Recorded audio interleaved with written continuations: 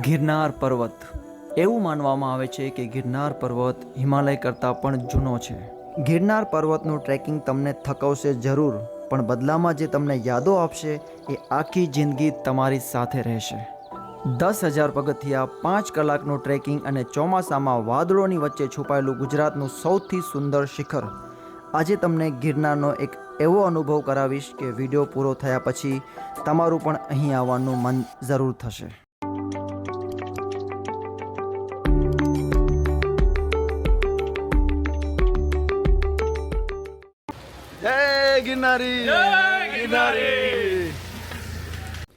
સૌથી પહેલાં અમે અમારી ધર્મશાળાથી સવારે બરાબર 7 વાગે નીકળી ગયા હતા. ગિરનાર ચડવા માટેનું રજિસ્ટ્રેશન અમે ગઈકાલે રાત્રે જ ઓનલાઈન કરી લીધું હતું, એટલે સામે દેખાતી લાંબી રજિસ્ટ્રેશનની લાઈન અમે સ્કીપ કરી સીધા એન્ટ્રી ગેટ પર પહોંચી ગયા. એન્ટ્રી ગેટ ઉપર અમારો બારકોડ સ્કેન કરી બરાબર 7:15 ગિરનાર પર્વતની યાત્રાની શરૂઆત અમે કરી દીધી હતી. ગિરનાર પર્વત ઉપર મુખ્યત્વે 4 ચોટી છે, જેમાંની પ્રથમ ચોટી માં અંબાજીનું મંદિર છે, બીજી ચોટી ગોરખનાથજીનું મંદિર છે, ત્રીજી ચોટી દત્તાત્રેય ભગવાનનું શિખર છે અને ચોથી ચોટી કાલિકાજીની ચોટી છે. એમાંની સૌથી ઊંચી ચોટી ગોરખનાથજીનું મંદિર છે અને કાલિકા ચોટી જવા માટે કોઈ પણ જાતનો રસ્તો નથી. હજુ તો થોડું આગળ વધ્યા જ હતા અને કુદરતે પોતાના રંગો દેખાડવાનું શરૂ કરી દીધું હતું. ચારે બાજુ લીલાછમ પહાડો, વચ્ચે વળાંક લેતી સીડીઓ. ખરેખર એવું લાગે કે કુદરતે પોતાના હાથેથી આ રસ્તો બનાવ્યો હોય. રસ્તામાં તમને ઘણા નાના મોટા મંદિરો જોવા મળશે અને ગોરખનાથ ચોટી સુધી ખાવા પીવાની પણ સારી વ્યવસ્થા છે. આ 4 જણા છે, ભાવનગરથી આવ્યા છે અને 3 વાગે કરીને અત્યારે તો રિટર્ન થઈ ગયા છે અને અમે હજી 800 પગથિયા જ પહોંચ્યા છીએ. હા ભાઈ, ખતરનાક રંગ જમાવ્યો છે હવે. ચલો મળીએ. જય ગિરનારી.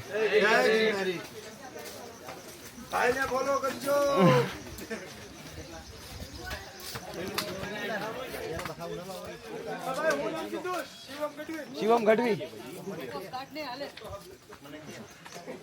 હવે 1400-1500 પગથિયા અમે ચડી આવ્યા છીએ અને atmosphere totally change. I show you. બધી તરફ नो विजिबिलिटी, धुआं ही धुआं, धुआं ही धुआं, कोहरा ही कोहरा एंड ऐसा कुछ दिख रहा है. गुजराती भी लोग में और पाછી હિન્દી કરે તો આવું કંઈક દેખાય છે. ઘરેથી નીકળ્યા એટલે સારા આઉટફિટ પસંદ કરીને આવ્યા હતા, પણ અત્યારે હાલત એવી છે કે કોઈ મિલ ગયાના જાદુ બનીને ફરી રહ્યા છીએ અમે. ઓહો હો, what a view, what a view.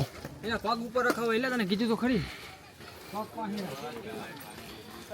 જો આ બધા છોકરાઓને લઈને ઉપર પહોંચે છે અને આ મારો મિત્ર કિશન 1000 પગથિયે નબળો પડી ગયો હતો. નબળો પડી ગયો હતો. હવે જોર આવી ગયો છે. જય ગિરનારી. જય ગિરનારી. એ ગિરનારી અમારા નથી ભાઈ, તમારા નથી? ડોલી વાળા છે, અમે મજૂરી કામ કરીએ અહીંયા. અચ્છા અચ્છા, એવું છે. છોકરાના 5000 લીધા છે દળવાના. તમને ભાઈ 5 આના ને 5 આના. વાહ વાહ વાહ, સારું છે. તો ઓલું નથી? કલાકના 5000 કોણ છે? ના બરોબર છે. આ તો બહુ બરોબર. તમને મળે આ ટાઈમમાં જ મળે, પછી તો પબ્લિક નહીં મળતી. કાંઈ મળે પબ્લિક. 3000 4000 2000 પૈસા તો મળી જાય. નહીં નહીં, પબ્લિક આટલી વરસાદ જેટલી નહીં આવતી હોય ને જનરલી. શિયાળામાં વધારે વધી જાય. શિયાળામાંથી છે.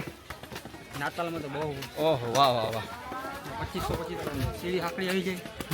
જગ્યા ના મળે, ફૂલ મજા પણ આમાં રોપવે હોય તો ટફ પડી જાય તમને વળી.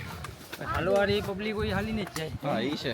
મોજ લૂંટી હોય તો હા રીલ બનાવ્યો, ફોટા વાળા હોય બરોબર છે, બરોબર. એને મોજમાં જ આવતા હોય ને બધા. હા ચલો, જય ગિરનાર.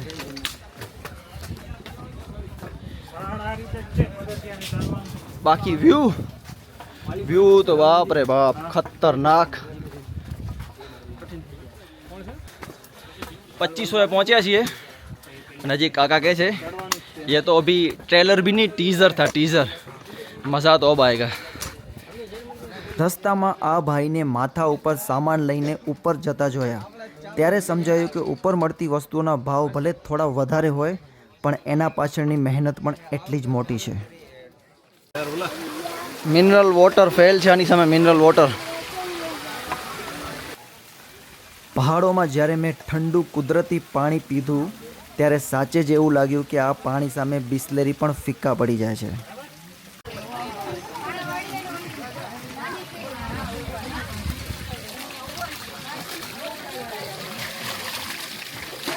થેન્ક્સ બડી. ભાઈ આ જુઓ, આ રાણક દેવીનો પથ્થર છે અને બાજુમાં લાગે જાણે વાદળોનો દરિયો હોય. ભાઈ ભાઈ ગજબ વસૂલ છે હો આજે. કેવું સાગર વ્યૂ કેવું છે?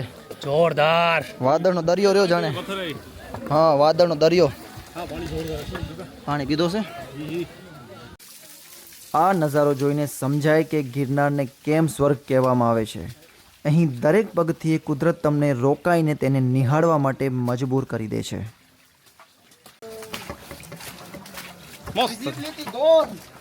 ના ના વિઝિબિલિટી ગોન. ના ના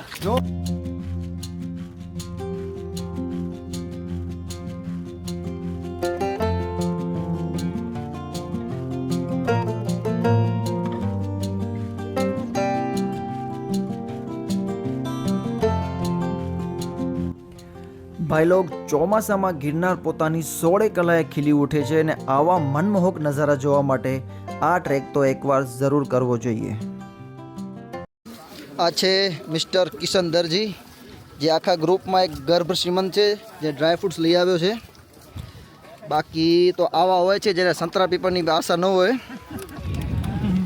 અને આ માણસ કાંઈ કહેવા જેવું નથી. હવે કુછ બોલુંગા તો વિવાદ હો જાયગા. આ લઈને આવજો, એનર્જી બૂસ્ટર છે, કામ આવશે તમને ટ્રેકિંગમાં. ફાઇનલી પહોંચી આવ્યા છીએ અંબાજી મંદિર ઉપર. હજી જે અમે રોપવેથી પહોંચી શકતા હતા 15 મિનિટમાં.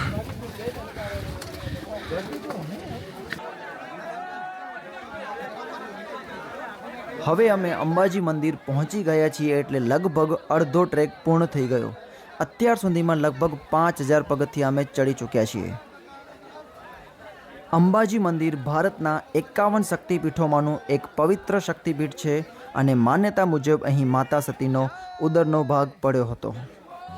અંબાજી મંદિરની બાજુમાં ઘણા બધા ફૂડ સ્ટોલ છે એટલે તમે અહીં આરામથી નાસ્તો કે જમવાનું પણ કરી શકો છો. ચલો હવે આગળ વધીએ ગોરખનાથ ચોટી તરફ. ગોરખનાથ મંદિરમાં વિડીયો શૂટ કરવાની મનાઈ છે, પણ તમારા માટે થોડુંક રિસ્ક લઈને થોડાક શોટ્સ લીધા છે.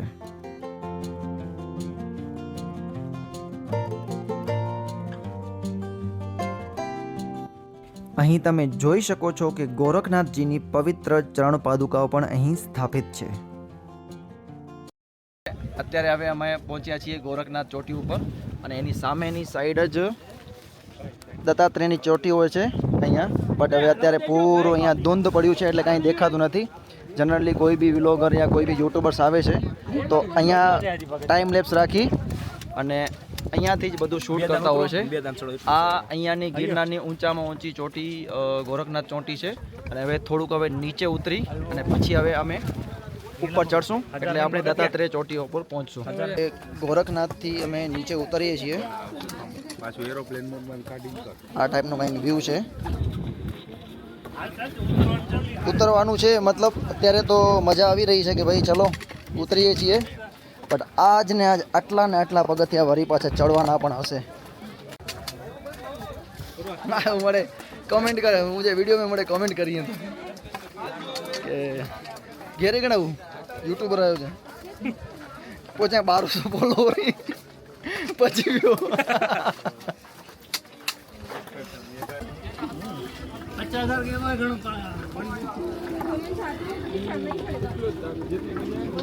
અને આખરે અમે ગુરુદત્ત દ્વાર પાસે પહોંચી ગયા છીએ, પરંતુ અહીં યાત્રા પૂર્ણ નથી થતી. અહીંથી છેલ્લું ચઢાણ હજી બાકી છે.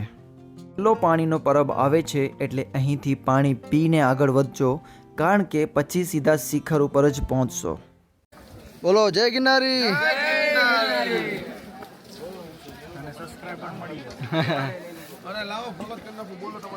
ગિરનારનો રસ્તો તમને ક્યારે પણ બોર નથી કરતો, કારણ કે દર થોડા પગલાંએ કુદરત તમારા માટે એક નવો નજારો તૈયાર રાખે છે.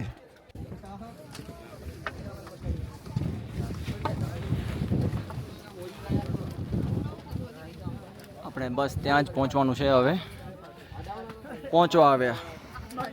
હવે આપણે ગુરુદત્ત શિખરના ઓલમોસ્ટ લાસ્ટ પડાવ પાસે પહોંચી આવ્યા છીએ અને અહીં હર વખતે ટ્રાફિક જામ થાય જ છે અને ઇન્સ્ટાગ્રામનો ટ્રેન્ડિંગ ઓડિયો અહીં જ યુઝ થાય છે કે ભાઈ બાવળિયા હલવાયા.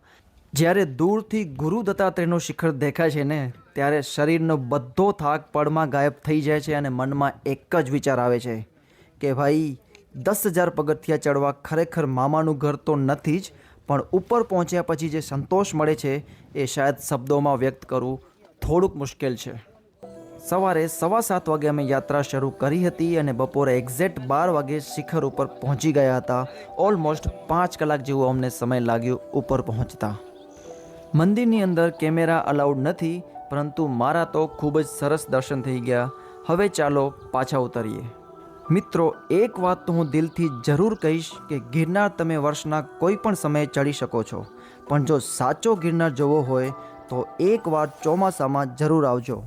આ માત્ર એક ટ્રેક નથી, આ કુદરત, ભક્તિ અને પોતાની જાત સાથેનો એક અવિસ્મરણીય અનુભવ છે. સો મિત્રો, રસ્તામાં આરામથી નાસ્તો કરતા, ફોટો પાડતા અને કુદરતની મજા માણતા અમે સાંજે લગભગ 4:15 વાગે નીચે આવી ગયા. તો મિત્રો, આ હતી મારી ગિરનાર પર્વતની સંપૂર્ણ યાત્રા. જો તમને ગિરનાર વિશે કોઈ પણ પ્રશ્ન હોય તો નિસંકોચ કોમેન્ટમાં પૂછજો. હું જવાબ આપવા માટે સંપૂર્ણ કોશિશ કરીશ. મળીશું આગામી વિડીયોમાં એક નવા પ્રવાસ, નવી જગ્યા અને નવા અનુભવ સાથે. જય ગિરનારી, હર હર મહાદેવ.